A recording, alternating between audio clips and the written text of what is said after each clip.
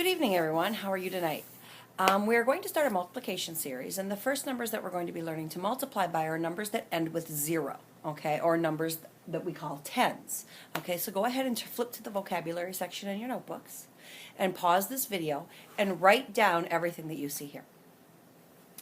Okay, now that you have that written down, we're going to talk about multiplying with tens. Okay, what is it about tens that we have a very special rule for? Makes it very simple to multiply. The special way to multiply numbers that end with a 0 is what we talk about when we're multiplying by tens.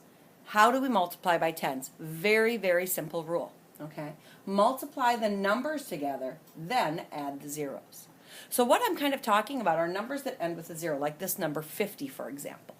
Okay, it's a number, larger number that ends with 0. How do I multiply that really quickly and easily? Well, it's pretty simple. What you do is you take the numbers. For example, this problem is 50 times 5. Okay, the thing you do is multiply the numbers together. So you take 5 times 5, which we all know is 25.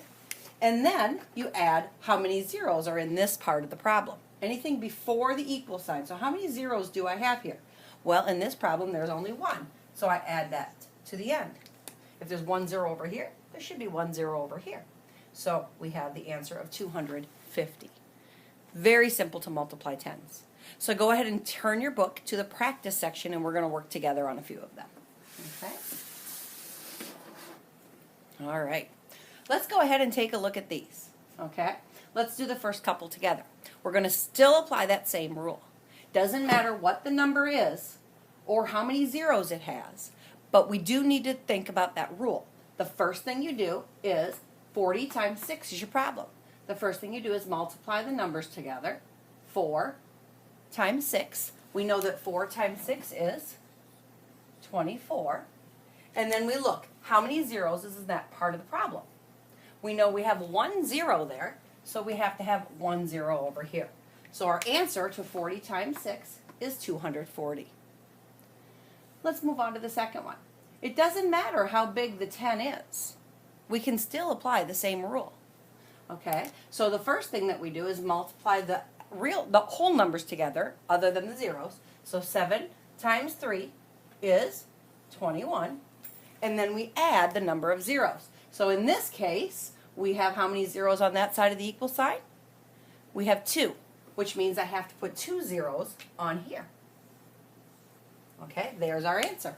So 300 times 7 is equal to 2,100. But there are a few problems that could be a bit tricky, and let me explain that to you. We need to learn to be a little careful when we're doing this.